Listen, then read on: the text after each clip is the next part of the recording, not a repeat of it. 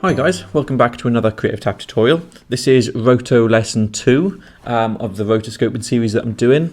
In the previous lesson we just looked at how to actually make rotoscopes. We didn't look at how to animate them. In this session we're going to look at how to animate them. So as you can see, the project that we're going to be working with is a piece of footage where, if we just look at the normal piece of footage, it's my hands on top of my t-shirt moving up and down, in and out. So it's quite complex because there's a little bit of motion blur in there. The shapes are quite complex because they move independently of each other, and so there's quite a few challenges it presents with us. Now I'm going to find some way of uploading this footage, so I think I'll put it onto Google Drive or something, but just so you're aware, I'm only using frame 500 to 650, so I'm doing 150 frames, and the footage, if we double click, it's frame 1 to 823, so there's a lot in there. Okay, so I'm just using 500 to 650. Okay, if you're not sure how to set that up, what I've done is just click stop. Is in your viewer, it's normally going to be set to global. Stop, there we go. It's normally set to global. What I've done is I've changed it to in and out, and basically your in point and your out point you can set on the side. So if I go 400 to, let's go 750 for example, these little points change. So if I also go on here, 437, hit I, and here hit O, they change. Okay, and then if you just click this drop down, in out, it'll set it to your in and out points. But I know that I've done frame 500, so if I go hit I, and I'm still in and out, so it's just stretching it now, and then 650 and hit O, this is the range it's going to use. Okay, I didn't want to do the whole clip, it would take too long. So very quickly, what I've got going on is over on the left, this is my logo. If we look at this merge, I've basically got a circle which I've cut out by here. I grade it slightly. Over here I've got my logo which I pre-mult to get rid of the alpha, and I transform it, just move it across, and I grade it, and we've basically got our logo then when we merge A over B, the logo over the circle. I blur it slightly, and you'll notice in the footage that there is actually a little bit, if you keep an eye on the FC UK logo, you can see there's a little bit of movement in there. Okay, so what I did is, there you can see the movement, is I motion tracked it, and I've applied that motion in a transform node to the logo. Now don't worry about motion tracking for now, I'll be doing tutorials on that in the future. But if we look at the transform node, you can see as we go through frame by frame, these X and Y values, these change. Okay, so that gives this logo by here a little bit of motion, and I basically put A over B. However, when we don't have this roto node connected, you can see the problem. Our hands are behind the logo, doesn't look real. So I've rotoscoped one of the hands so far because I wanted to leave a little bit of stuff for me to do and show you how to do. But what I'm going to do is I'm first of all going to break down exactly what's going on. So if we go into my roto node, I have got a folder in here called left hand. Now, if you want to make a new folder, which I will for the right hand, it just makes it a lot clearer for artists, okay, to know what's going on. I'm going to click this plus by here because it says add a new layer group. So if I click plus, make sure the root is selected, hit plus, I've then got a new folder, and I can double click and I can go, well, this is going to be right hand. Okay, so that's one kind of quick element that I wanted to show you. If I go into the left hand, you can actually see, if you look here, actually, it says overlays off. If you hit Q with your mouse over here, you can see all of these roto shapes now. And let's get to a good frame. There you go, I was quite lucky, where you can see everything. Now, if we look through, okay, let's look at this middle finger. If we look through, I've actually split the middle finger into middle finger tip. So if I unlock this, because I've got them all locked, that's why they're white. If I unlock, you can see I've got middle finger tip, then I've got middle finger knuckle, which is that middle bit, and then I've got middle finger bottom. Okay, so I've actually split it up into a bunch of different, basically a bunch of different shapes, because when my fingers move, let's have a look at the footage, when my fingers move in and out, they are continually changing shape, and back here you can't actually see, if we turn that off, you can't actually see the tip of the finger. So basically, as you begin to rotoscope, you want to start splitting complex shapes, because if you were to watch this through, you've got some complex movements in there. Okay, if we just look at the finger by here, it's not straight. Okay, you've got a little bump by here, and you've got a tiny little bumper there, you've got a larger bumper there, and it's basically easier, a lot easier, because again, the front bit of the finger actually bends in at one point, okay, and it's hidden from sight there. So you want to split, and you've got more of an angle here as well, more of an angle on that knuckle. You basically want to split your shapes up into simple shapes, okay? And again, this little bend by here, if you rotoscoped this ring finger all in one shape as it bends, that's gonna be really difficult, okay?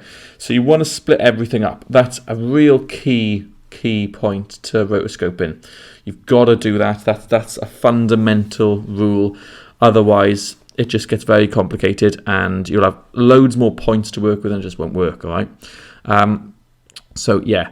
The other thing I want to go through is when you set your keyframes and how to set your keyframes. I'm actually going to do that with this hand, but just having a look, I've got, let's undo whatever I just did then. I've got ring finger, I've split that up into 3, index finger, middle finger, little finger, I've split that up into 2 because it was smaller, and because it's at the bottom for some of it, it's not always on screen passing the logo. And then I also did, if we just hit Q again, the sort of webbing of my fingers by here, you can see it didn't get covered. So yeah, thumb was done on its own because that one wasn't covering the logo for much, and it's only half covering the logo sometimes. So yeah, you want to split the more complex shapes, because by the way, in case you didn't know, you may be able to see I haven't actually got proper front knuckles on my thumbs, so my thumbs can't bend. They do bend by there, but not by there. So that was another reason it was easier to do them all in one. I don't know if you can see, there's no real knuckle. Anyway, enough about me. Yeah, that's basically how I've done it. What I've done is I've generated this alpha. So if we just view the roto node, we've got this alpha channel. Now you can see there's motion blur on there, okay? And I'm going to go through that now. So if I just drop this down. Okay, so as we can see, in the alpha channel of our roto node, we've got some heavy motion blur going on here. The motion blur goes from around by here all the way in actually into here, because if you look at the alpha, okay, we've got 1 in the alpha when we're here, but as we come out, you can see this number by here starts to go down. So the motion blur is actually taking effect where it goes to 0.9. So it's from about here to here, okay? Now, if we look back at the footage, let's connect our roto node to our footage and turn the alpha channel off. You can actually see that where I've put these lines for the roto shape, some people would think, well, you've got to match it up like that, but no. The problem with that is half of the t-shirt and therefore half of the logo is going to be showing through the finger by here because it's not fully opaque, it's semi-transparent. If I turn my alpha channel on, you can see that up to there, that's you want your alpha channel to be a lot more blurry and feathered and less valued by there. So if we move back those points, you'll see that some of the logo will now be able to show through because your alpha channel isn't 100% opaque, okay? And basically, in terms of where you place your lines, you'll see that it starts to blur around about here, and you want to place these lines kind of halfway in between that motion blur. So again, let's look up by here. You can see some of the t-shirt through even at this point by here. So my lines are going halfway between, and then the motion blur gets calculated in and out, okay? So that's what's happening. Now if we come across to look at the actual motion blur settings, again, let's look at the alpha channel. We can see that motion blur is being applied. And if we hover over middle finger tip by here, hover over, it'll say motion blur on or motion blur off. But you'll notice as we click it on and off, nothing's actually happening. And the reason being is if we go into motion blur, the motion blur tab, you'll see we've got 2 options, shape and global. Well, if we hover over, let's see what it's saying. Shape. Motion blur allows individual settings per shape, and global. Global motion blur provides a more efficient time blur. Now, I use as much as I can global as opposed to shape, and I'm going to explain exactly what I'm going to basically explain this in better detail than it does there. Now, if I change my settings to shape, look what happens. All of a sudden, we've got some changes in here. I'm not going to explain really what's going on with this overlapping. It'll get a little bit too complicated, but basically shape and global give you different results, okay? Now, if I go turn it onto shape and I turn off middle fingertip, you can see that that bit now doesn't have motion blur on. Whereas if I change it back to global, even though motion blur is turned off here, it's just doing it anyway, okay? Global motion blur overrides the motion blur by here. So if you've got it set to global and your rotor shape has moved quite far, the software, if it's on global, it'll be like, right, well, it's moved quite far there, so I'd say there's some motion blur. So it basically calculates it for you. And you've got some settings in here. So global, remember, is motion blur in everything based on how far the spline's moved or the shape's moved. If the rotor shape hasn't moved that far at all, it won't put much motion blur on it. But you can control these settings, so you can bring down the quality, and it'll apply to everything. Whereas, let's put that back to 1. Whereas if you were doing it on shape, then you can basically come up to shape and do the shape settings. So you can do each one individually. So you can give this one less quality, but then you can give this one loads more quality, stuff like that, okay? So basically you can alter each individual one on its own. Now for this example, I just want you to know I have used global, so it does them all together, and that's all you're going to need. So all you need to make sure is you've got global motion blur on, set to a value of 1, and a shutter of 0.5 is going to be fine. Basically the shutter, if you increase that, it blurs it over more time, okay? So this is how long the shutter should be open for when motion blur is blurring, and 0.5, to be honest, was working fine, and 1. So that's all I've done. Okay, now what I'm going to do is I'm going to start showing you a little example now, because I've kind of talked through everything that I wanted to, but I'm going to show you now a little example of me creating and animating these splines, okay, just to kind of explain a few further things. So come back out, here we go. This is my footage now. What I want to do is I'm going to connect my roto node up to the footage just so I can view it by here. Doesn't really change much of the result. I mean, I wouldn't keep it connected normally, but it doesn't change the result, okay? But what it does do is if I view my roto node, I can't see anything. But if I connect it, now I can. Okay, so I'm just going to go through and I'm going to lock all of my previous roto shapes. Okay, and now I'm going to start drawing. So if I just have a little watch through, let's go from 550, for example, little watch through, and have a look at the movement to see where's a good place to start. I wouldn't want to start when my fingers are kind of all clenched. I would want to start when they're outstretched, really, and quite still. Okay, so here's a good example. So they're outstretched on the right hand by here. They're outstretched, and they're just about to move down, and then they move back up. Right, I'm going to go from here. So what we want to do, remember, is, again, if we just look at this finger, right now it looks straight with a little bump there and a little curve around there and relatively straight and curved. But if we come later, all of a sudden it starts bending. You've got more curves going on. So remember, it's so important. You want to break this down into little sections. So if I get my roto node, go to Bezier, click and drag, and click and drag, click and drag around here. The fewer points you can do, the better, because basically if I've got loads and loads and loads of points, because this is what loads of people do, they do loads of points like this, but then each time you animate, right, you've got to move loads and loads of tiny points and be so much more precise. So the less points the better, because there's less chance that your roto is going to be shown to be shoddy. So curve like that. And then you can basically come in and just tighten up this shape. So I'm going to tighten up like so and bring all this down. There you go, maybe bring it out a bit. So in terms of a roto shape, that's fitting fairly well. And you can see now it's blue, whereas if I move to the left, I'm on 583. If I move to the right, I'm then on 584 and it's yellow. Basically, what it's saying is it's setting a keyframe. So let's load my dope sheet. It's setting a keyframe right by there. So in terms of setting my next keyframe, what some people will think, I'll go through and every 10 frames I'll set a keyframe. That's not going to work, and I'll explain why in a bit. Some people say, every single frame then I'll do one. That's not going to work. What you want to do is, I've got a keyframe here, and let's move through, right. So between these two frames, so between this frame and this frame, it's moved down slightly. So I'm just going to set another one there. You want to do it in movements, okay? And what I mean by movements is, right, so we've moved down, now it starts moving out, okay? And it starts moving up a bit, but I'm going to move just to there because it's done a big swoop. And hopefully, let's just move this, just animating along. What you'll hope for, and it doesn't always happen, but what you'll hope for is the software will have calculated at least some between frame 58, what is it, 584 and 590.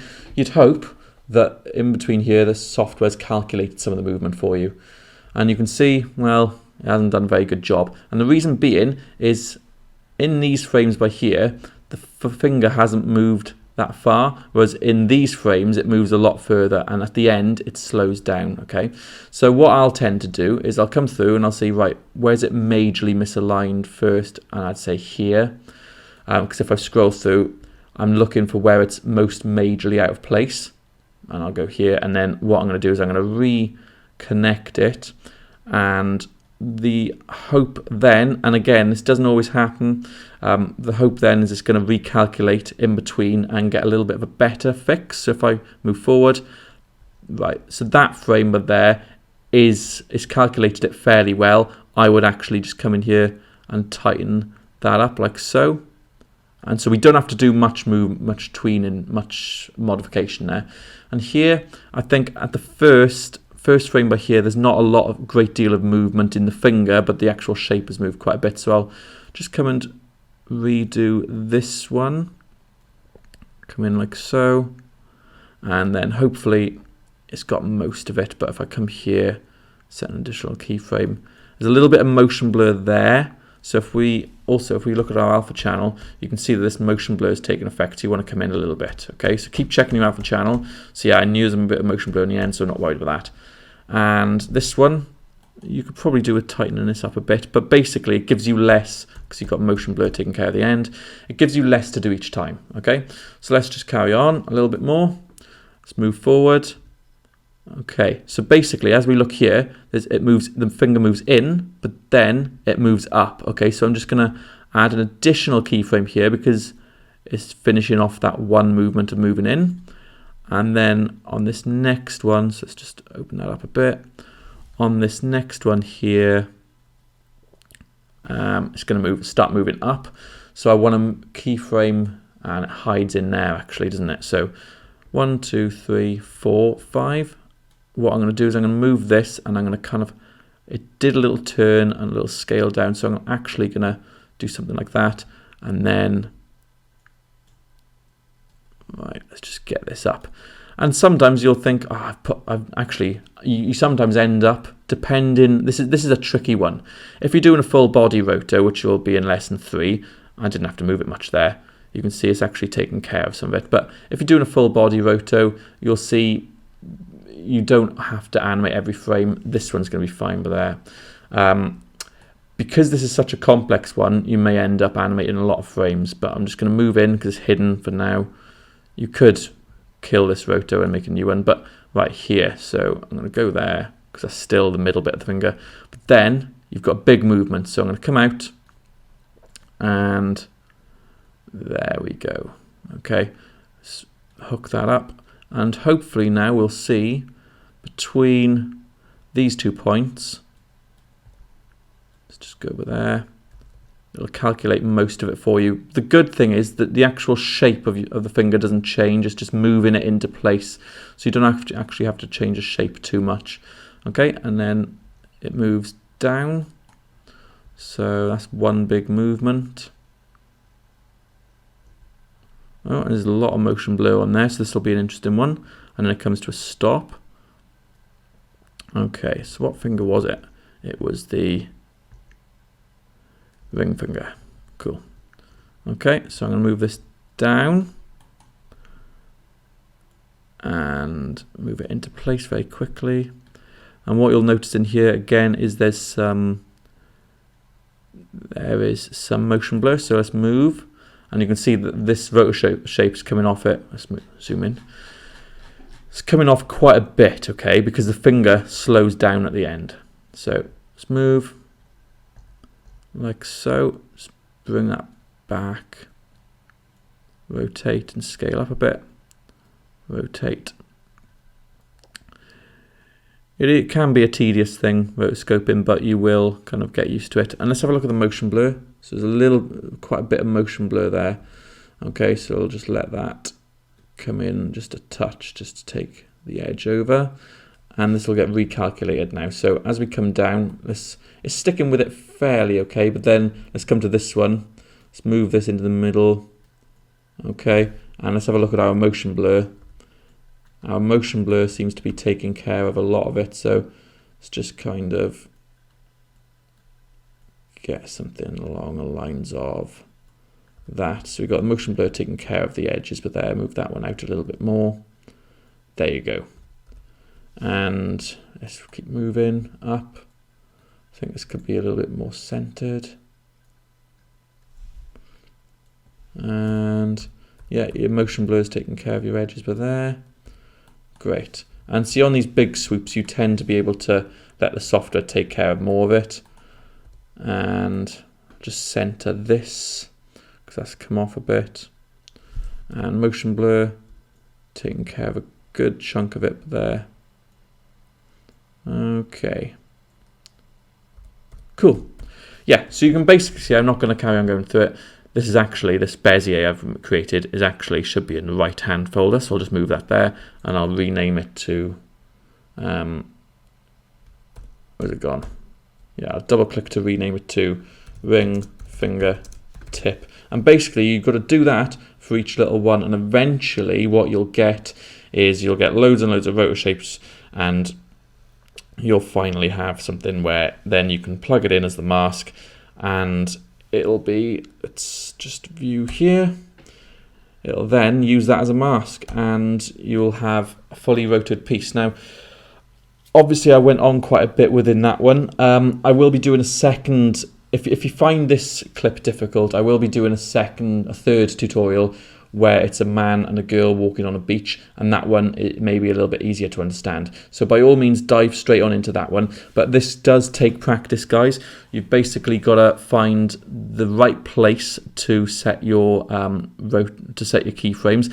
Like I'd say, if I've got an arm swinging left to right, I would do it when it's fully forward and then it's fully backwards at the end of each big movement, okay? And then you can kind of go between, if the software hasn't got it all, which it doesn't always, if the software hasn't got it all matched up, you can just do little tiny alterations.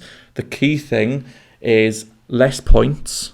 The less points on your rotor shape, the better.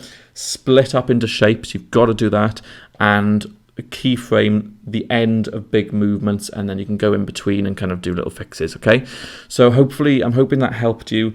I'm going to do check out the previous tutorial and check out the next tutorial and follow through this series of rotoscoping playlists, and by the end you'll have a good solid understanding, and again practice, okay? I'm going to upload this footage. Cheers.